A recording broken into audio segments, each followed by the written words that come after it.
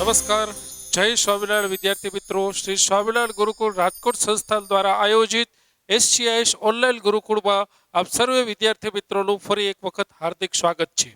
વિદ્યાર્થી મિત્રો, ગયા લેક્ચર્સમાં આપણે બાયોટેકનોલોજી અને તેના પ્રયોજન આ પ્રકરણમાં પારજલીલિક પ્રાણીઓ વિશેનો અભ્યાસ કરી ચૂક્યા છીએ. આપણે ગયા લેક્ચર્સમાં એ ભણ્યા કે પારજલીલિક પ્રાણી એટલે શું, પારજલીલ એટલે શું, પારજલીલીકરણ એટલે શું. તો એ લેક્ચર્સમાં આપણે ભણ્યા કે જ્યારે કોઈ પણ પ્રાણીમાં વિદેશી બાહ્ય જલીલની અભિવ્યક્તિ થતી હોય તો આ પ્રકારના પ્રાણીઓને પારજલીલિક પ્રાણીઓ કહેવામાં આવે છે. એટલે જે વિદેશી જલીલની અભિવ્યક્તિ જોવા મળે છે તે જલીલને પારજલીલ કહેવામાં આવે છે. અને આ જલીલને બાહ્ય સ્ત્રોતમાંથી જે તે પ્રાણીમાં દાખલ કરવાની પ્રક્રિયાને પારજલીલીકરણ કહેવામાં આવે છે.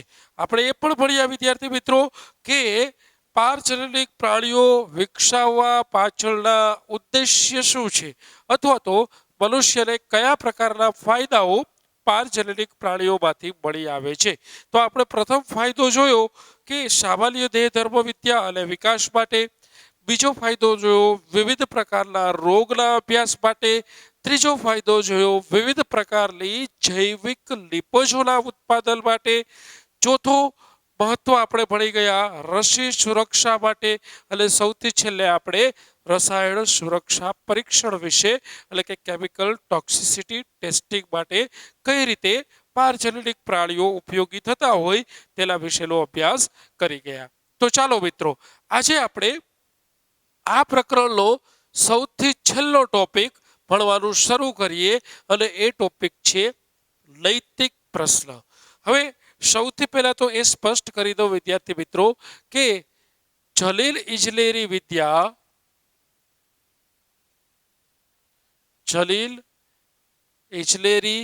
વિદ્યા આ જીવવિજ્ઞાનની એવી શાખા છે કે આ શાખાના પ્રયોગો સાથે ઘણા બધા અણધાર્યા જોખમો જોડાયેલા છે.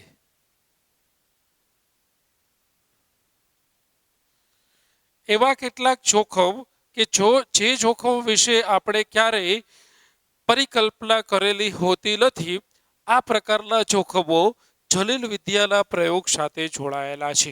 અને આ જોખમો છે એ આ જલીલ વિદ્યાના પ્રયોગ સાથે જોડાયેલા હોવાથી જ આપણે જલીલ વિદ્યાનું નિયંત્રણ અથવા તો એવું પણ કહી શકાય કે જલીલ વિદ્યાના પ્રયોગનું નિયંત્રણ કરવું ખૂબ જ જરૂરી બને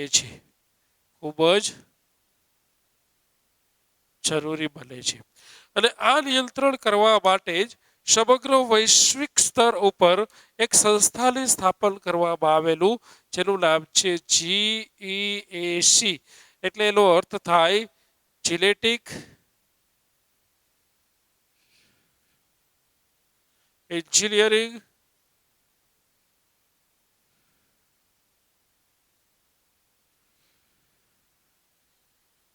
approval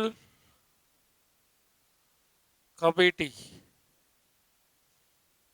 genetic engineering approval committee, આ GEAC આ નામની સંસ્થાનું સ્થાપન કરવામાં આવ્યું છે. અને આ સંસ્થાની મંજૂરી લીધા બાદ જલીલ વિદ્યાના પ્રયોગ કરી શકાય છે. જેથી કરીને આ સંસ્થા દ્વારા કોઈ પણ પ્રયોગ કરતા પહેલા એ પ્રયોગ સાથે જોડાયેલા અણધાર્યા જોખમોનું માપન થઈ શકે અને અણધાર્યા જોખમો વિશે વિચારણા થઈ શકે. અને જ્યારે એ પ્રયોગ ભવિષ્યના કેટલાક સુરક્ષાઓના હેતુથી સુરક્ષિત જણાય ત્યારે તેને પરવાનગી આપવામાં આવે. આમ છતાં જલીલ વિદ્યાના વિવિધ પ્રકારના પ્રયોગો અને પારજલીલિક પ્રાણીઓના ઉપયોગ સાથે વિવિધ પ્રકારના પ્રશ્નો જોડાયેલા છે. લીટ માટે એક ખાસ વસ્તુ યાદ રાખજો, જો મિત્રો બોર્ડ માટે નથી, લીટ માટે છે. એક વખત પૂછાયેલું છે એલસી એટલે શું? ELSI, એલસી એટલે શું? તો યાદ રાખો, એલસી નો અર્થ થાય છે ethical, legal, social issue. Ethical, legal, social issue. Ethical એટલે કે નૈતિક, લીગલ એટલે કે કાયદાકીય, સોશિયલ એટલે કે સામાજિક અને ઇસ્યુ એટલે કે સમસ્યાઓ. જલીલ વિદ્યાના વિવિધ લીપજો અને વિવિધ પ્રયોગો સાથે નૈતિક, કાયદાકીય, સામાજિક સમસ્યાઓ જોડાયેલી છે. તો સૌ પ્રથમ આપણે જલીલ વિદ્યા સાથે જોડાયેલા નૈતિક પ્રશ્ન વિશે વાત કરીશું કે કયા કયા પ્રકારના નૈતિક પ્રશ્ન બાયોટેકનોલોજીના પ્રયોજન સાથે જોડાયેલા હોય છે, કયા કયા પ્રકારના નૈતિક પ્રશ્નો જલીલ વિદ્યાના પ્રયોગ સાથે જોડાયેલા હોય છે. સૌથી પહેલો જ નૈતિક પ્રશ્ન છે એ કે કોઈ પણ જલીલ પરિવર્તિત સજીવ, જેનેટિકલી મોડિફાઈડ ઓર્ગેનિઝમ્સ ના વિકાસથી મૂળભૂત જાતિ અથવા તો મૂળભૂત સજીવનું અસ્તિત્વ જોખમાય છે.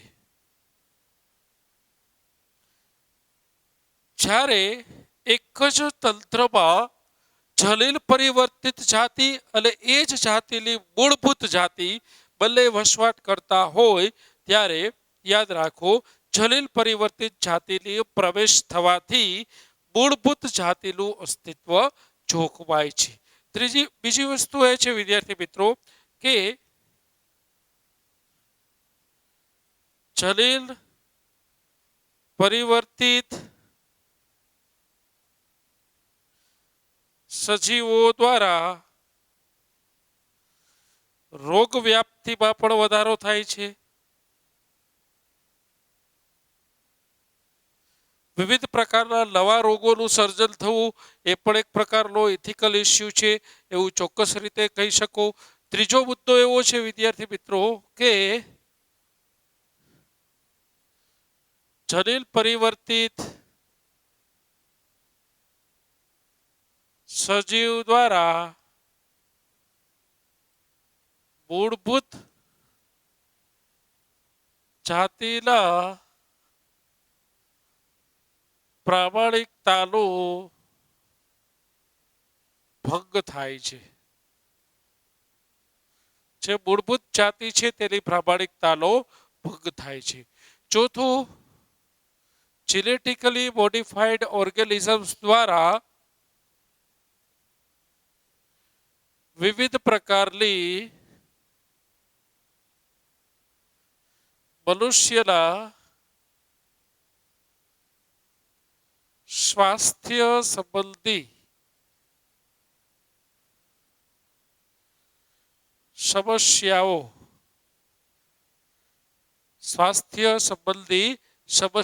છે તેનો ઉદ્ભવ થતો જોવા મળે છે. ઉદ્ભવ થાય છે. વિવિધ પ્રકારની સ્વાસ્થ્ય સંબંધી સમસ્યાઓ છે તેનો ઉદ્ભવ થાય છે. હવે આ બધા જ પ્રશ્નો નૈતિક પ્રશ્ન કહી શકાય. આ ઉપરાંત પણ આપણે એવું કહી શકીએ કે જલીલ પરિવર્તિત સજીવોની હાજરીથી એટલે કે જેનેટિકલી મોડિફાઈડ ઓર્ગેનિઝમ્સ દ્વારા નિવસન તંત્ર માં પણ વિક્ષેપ ઊભો થાય છે. તો આમ જુઓ તો જલીલ પરિવર્તિત સજીવ દ્વારા પરિસ્થિતિ વિદ્યાકીય અને સ્વાસ્થ્ય સંબંધી વિવિધ પ્રકારની સમસ્યાઓનો ઉદ્ભવ થાય છે. એ ઉપરાંત જલીલ પરિવર્તિત સજીવમાં વિકૃતિ ધારણ થવાથી અથવા તો વિકૃતિ થવાથી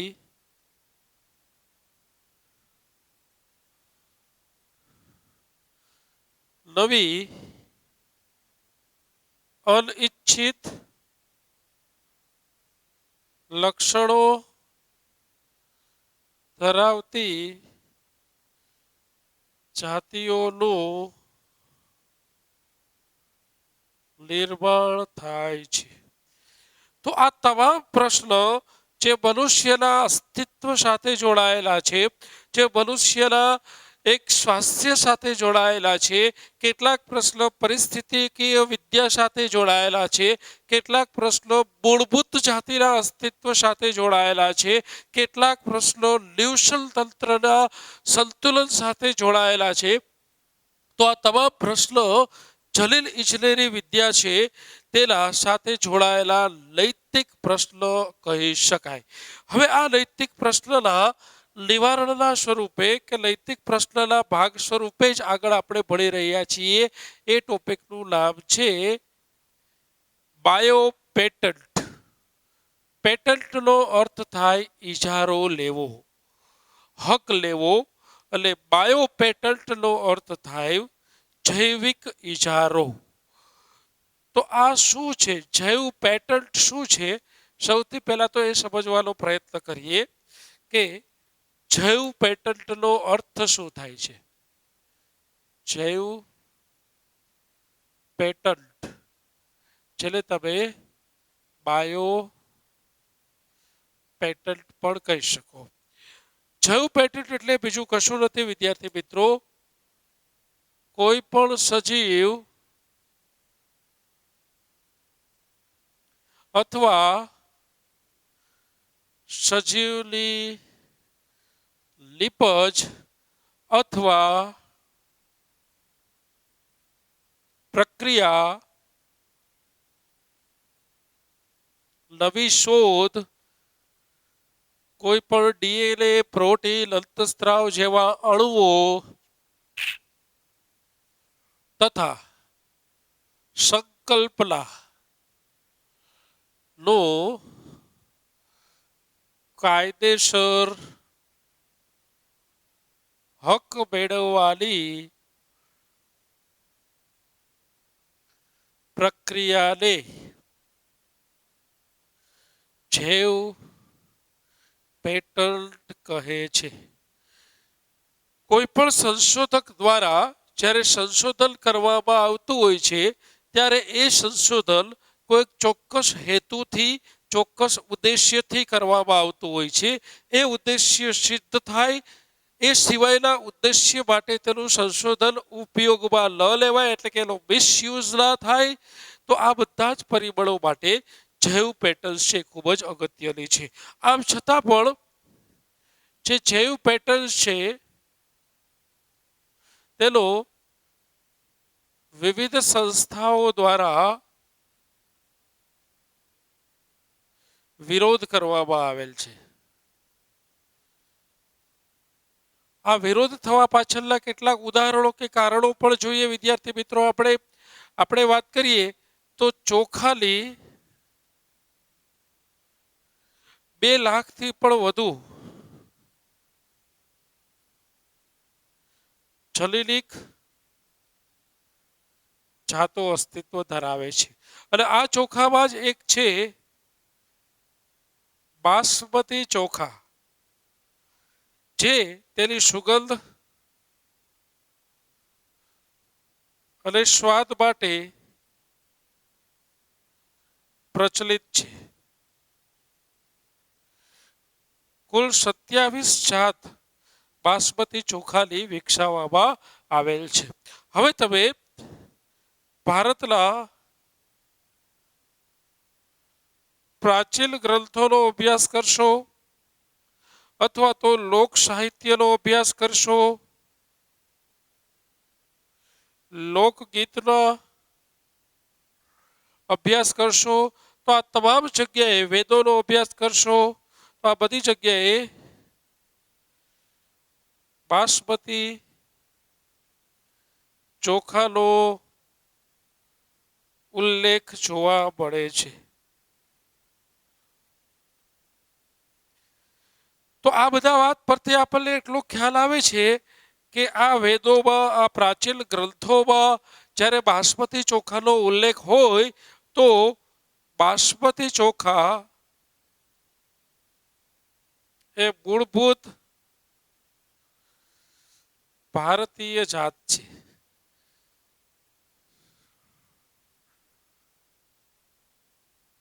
મૂળભૂત ભારતીય ચોખાની જાત તરીકે ઓળખવામાં આવે છે.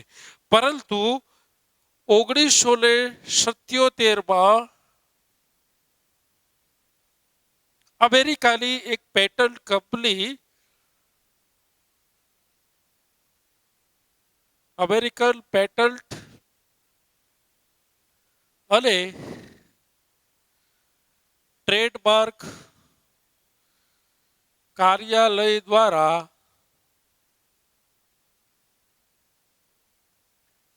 ભારતની બાસમતી ચોખાની પેટન્ટ લઈ લેવામાં આવેલ છે.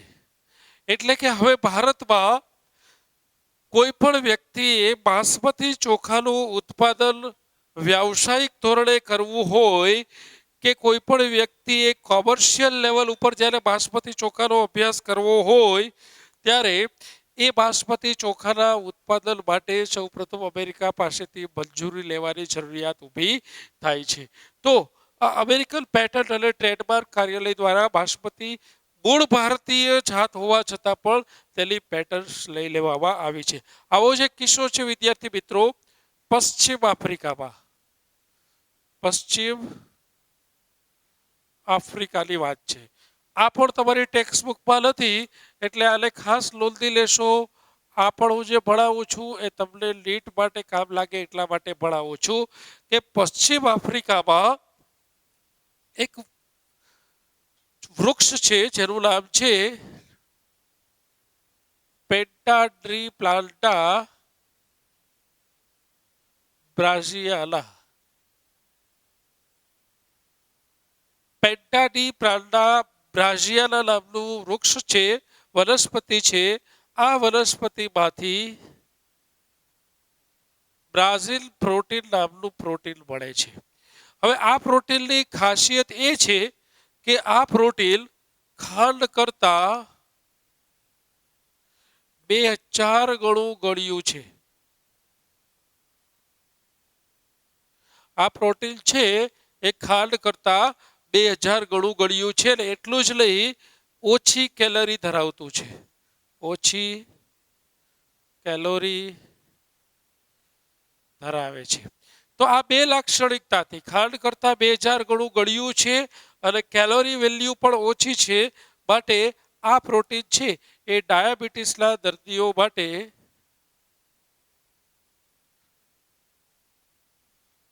ઉપયોગમાં લઈ શકાય છે. પરંતુ પ્રશ્ન એ છે ફરી એક વખત અમેરિકા દ્વારા બ્રાઝિલ પ્રોટીનની પેટન્ટ લઈ લેવામાં આવેલ છે. તો આ રીતના આપ જોઈ શકો છો કે બાસમતી મૂળભૂત રીતે ભારતીય ચોખાની જાત હોવા છતાંય તેની પેટન્ટ કે ઇજારો લઈ લેવામાં આવે છે અમેરિકા દ્વારા. અહીં પેન્ટાડ્રી પ્લાન્ટા મૂળભૂત પશ્ચિમ આફ્રિકાની જાત હોવા છતાં પણ તેની પેટર્ન્સ લઈ લેવામાં આવે છે અમેરિકા દ્વારા. અને આ રીતના વિકસિત દેશો દ્વારા વિકાસશીલ કે અલ્પ વિકસિત દેશો છે તેનું સતત શોષણ થતું આવ્યું છે. તો આ મુદ્દાને લઈ અને વિવિધ સંસ્થાઓ દ્વારા પેટન્ટ માટેના કાયદાઓ ઘડવામાં આવેલ છે અને ભારતની અંદર ભારતમાં આઈપીએ નામનો એક કાયદો છે જેને કહેવામાં આવે છે ઇન્ડિયન પેટન્ટ એક્ટ. આ એક્ટ પ્રમાણે કોઈ પણ પેટન્ટની મર્યાદા 5 વર્ષની હોય છે. કોઈ પણ પેટન્ટની મર્યાદા કેટલી હોય છે? 5 વર્ષની હોય છે. 5 વર્ષ પછી એ પેટન્ટ કાં તો રિન્યુ થાય અથવા તો બીજા કોઈ દેશને આપવામાં આવે છે. તો આ છે જૈવ પેટન્ટ કે જે બે પાસાઓ ધરાવે છે, હકારાત્મક પાસું તથા આ જ જૈવ પેટન્ટ્સનો ઉપયોગ કરી કેટલાક દેશ દ્વારા થતું શોષણ જે આ પેટન્ટ્સનું નકારાત્મક પાસું પણ કહી શકાય છે. હવે આ જૈવ પેટન્ટ્સ છે એના જ એક નકારાત્મક પાસા તરીકે આપણે આગળ છેલ્લો ટોપિક ભણી છીએ અને એ છે જૈવ તસ્કરી. જૈવ તસ્કરી. જો વિદ્યાર્થી મિત્રો આ સમગ્ર લાસ્ટ ટોપિક જે છે એની અંદર આપણે 3 મુદ્દાઓનો અભ્યાસ કરવાનો છે. એક, સૌથી પહેલા જે ભણ્યા એ નૈતિક પ્રશ્ન કયા કયા પ્રકારના ઉદ્ભવે છે જલિલ ઇજનેરી વિદ્યાના પ્રયોગો સાથે, એની લિપજ સાથે. એ બીજો આ જે છે એ જૈવ પેટન્ટ અને ત્રીજો જૈવ તસ્કરી. સૌપ્રથમ જૈવ તસ્કરી એટલે શું? તો યાદ રાખો વિદ્યાર્થી મિત્રો, કોઈ પણ જૈવ પેટન્ટ ધરાવતી લિપજનો મંજૂરી લીધા વિના વ્યાપારિક સ્તર પર કરવામાં આવતા ઉપયોગને જૈવ તસ્કરી કહે છે. જૈવ પેટન્ટ્સ ધરાવતી લિપજો જેમ કે બાસમતી ચોખાની જૈવ પેટન્ટ્સ અમેરિકા પાસે છે, બ્રાઝિલ પ્રોટીનની જૈવ પેટન્ટ્સ પણ અમેરિકા પાસે છે. હવે તમારે આ પ્રોટીન કે બાસમતી ચોખાનો ઉપયોગ વ્યવસાયિક ધોરણે કોમર્શિયલ લેવલ ઉપર કરવાની વાત હોય તો આ કોમર્શિયલ લેવલ ઉપર જ્યારે આ પ્રોટીન્સ કે આ લિપજનો ઉપયોગ કરવા માટે તમારે જે મંજૂરી લેવાની હોય એ મંજૂરી લીધા વિના સીધે સીધો જૈવ પેટર્ન ધરાવતી લિપજનો ઉપયોગ ચોરી કરીને કરવો, તસ્કરી કરીને કરવો, તેને જૈવ તસ્કરી કહેવામાં આવે છે. જૈવ તસ્કરી માટે વિકસિત દેશ અને વિકાસશીલ દેશ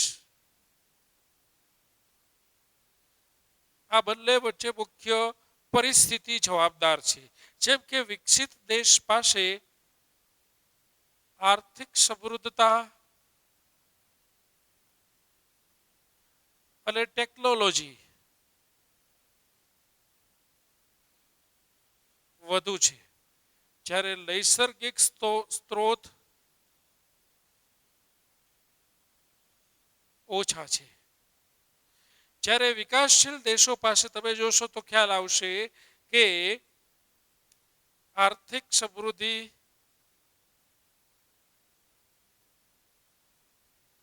અને ટેકનોલોજી મર્યાદિત છે, એટલે કે આ ઓછી છે, પરંતુ નૈસર્ગિક સ્ત્રોત ખૂબ જ વધુ છે. આપણે ઉદાહરણ લઈએ, ફોર એક્ઝામ્પલ અમેરિકા છે એ વિકસિત દેશ છે, તો અમેરિકા પાસે પૈસા ખૂબ છે, એટલે કે આર્થિક સમૃદ્ધતા ઘણી છે. ખાંડ બનાવી છે માની લ્યો કે ઉદાહરણ તરીકે, તો ખાંડ બનાવવા માટે જે ફેક્ટરી સ્થાપવી પડે એના માટે ઘણા બધા પૈસા અમેરિકા પાસે છે. એ ખાંડ બનાવવાની ટેકનોલોજી મશીનરી જે જોઈ છે એ પણ અમેરિકા પાસે ભરપૂર છે, પરંતુ ખાંડ બનાવવા માટે જો રો મટીરિયલની જરૂર પડે એટલે કે શેરડી, તો શેરડી ઉગી શકે તેવી જમીન કે તેવું ભૌગોલિક વાતાવરણ નથી, એટલે કે નૈસર્ગિક સ્ત્રોત ઓછા પણ ટેકનોલોજી અને આર્થિક સમૃદ્ધતા ખૂબ વધારે. વિકાસશીલ દેશમાં ભારત આવે તો ભારતમાં આર્થિક સમૃદ્ધિ અને ટેકનોલોજીની મર્યાદા છે, જે અમેરિકા જેટલી આપણી પાસે છે એટલે આપણી પાસે ખાંડ બનાવવાના અદ્યતન મશીનરી નથી, પરંતુ સામે ખાંડ બનાવવા માટે જે રો મટીરિયલ જોઈ જેને કહે છે શેરડી, તે ઉગી શકે તેવી જમીન અને ભૌગોલિક વાતાવરણ છે. તો એક પાસે આર્થિક સમૃદ્ધતા છે, નૈસર્ગિક સ્ત્રોત નથી, જ્યારે બીજા પાસે આર્થિક સમૃદ્ધતા નથી અને નૈસર્ગિક સ્ત્રોત છે. આ બંને વિરોધાભાસ પરિસ્થિતિ દ્વારા જૈવ તસ્કરીનું નિર્માણ થાય છે અને જો આ બંને દેશો વચ્ચે સમજૂતી થઈ અને એકબીજાની જરૂરિયાતો સંતોષવામાં આવે તો જૈવ તસ્કરીની વ્યાપકતા છે એ ઘટે છે, જૈવ તસ્કરીના અવસરો છે એ પણ ઘટે છે. અને આ મુદ્દા પર હમણાં જ ભારત સરકાર દ્વારા ખાસ તો ભારતની પાર્લામેન્ટમાં ઇન્ડિયન ગવર્મેન્ટ પાર્લામેન્ટની અંદર ભારતીય બંધારણ એની અંદર બીજો મુસદ્દો જેને કહેવાય second amendment Indian parliament act, Indian parliament act, ભારતીય રાજનીતિક બંધારણ એની અંદર બીજો મુસદ્દો ખાસ કરીને પેટન્ટની પ્રક્રિયા ઝડપી બનાવવા અને નવી નવી લીપજોની પેટન્ટ માટે ખાસ કરીને સુધારો મૂકવામાં આવેલ છે, જેથી કરીને ભારત પણ અમેરિકા, બ્રિટન જેવા વિકસિત દેશોની સાપેક્ષમાં વધુ પેટન્ટ ધરાવતો દેશ બની શકે. તો આ વાત હતી વિદ્યાર્થી મિત્રો. છેલ્લો ટોપિક નૈતિક પ્રશ્ન વિશેની ફરી એકવાર આપણે ઝડપથી રિવિઝન કરી લઈએ. જલીલ ઇજનેરી વિદ્યા સાથે વિવિધ પ્રકારના અણધાર્યા જોખમો જોડાયેલા હોય છે અને આ જોખમોની અસર મનુષ્ય પર ન આવે તેને નિયંત્રિત કરવા માટે એક GEAC નામની કમિટી બનાવવામાં આવેલી છે, જેનેટિક એન્જિનિયરિંગ એપ્રુવલ કમિટી. અને આ કમિટી દ્વારા જ્યારે પરવાનગી આપવામાં આવે ત્યારે જ કોઈ જલીલ ઇજનેરી વિદ્યાનો પ્રયોગ છે તેનું નિર્માણ લેબોરેટરીમાં કરી શકાતું હોય છે. જલીલ ઇજનેરી વિદ્યાની લીપજો દ્વારા વિવિધ પ્રકારના નૈતિક પ્રશ્નો ઊભા થયેલા છે, જેવા કે કોઈ પણ મૂળભૂત જાતિનું અસ્તિત્વ જોખમાવું, નિવસન તંત્રમાં વિક્ષેપ ઊભો થવો, મૂળભૂત જાતિની પ્રામાણિકતાનો ભંગ થવો, મનુષ્યના સ્વાસ્થ્ય સંબંધી સમસ્યાઓમાં વધારો થવો, મનુષ્ય સાથે જોડાયેલા રોગની વ્યાપ્તિમાં વધારો થવો, આવા અસંખ્ય પ્રકારના નૈતિક પ્રશ્ન જલીલ ઇજનેરી વિદ્યાની લીપજો સાથે જોડાયેલા છે. એ પછી આપણે જૈવ પેટન્ટ વિશે વાત કરી કે કઈ રીતના કોઈ પણ સજીવની લીપજ, સજીવ સાથે જોડાયેલા અણુઓ, કોઈ પણ પ્રક્રિયાઓ કે કોઈ પણ પ્રક્રિયાઓમાં સુધારો અને કેટલાક સંકલ્પનાઓનો હક મેળવી શકાય, ઇજારો મેળવી શકાય, જેને આપણે જૈવ પેટન્ટ કીધું. પરંતુ જે રીતના એક સિક્કાની બે બાજુ જોવા મળે છે એવી જ રીતે જૈવ પેટન્ટ્સના ફાયદાની સાથે સાથે ગેરફાયદાઓ પણ જોવા મળે છે. અને એ ગેરફાયદાઓમાં આપણે જોયું કે કઈ રીતના વિકસિત દેશો દ્વારા વિકાસશીલ દેશોનું શોષણ થતું આવ્યું છે.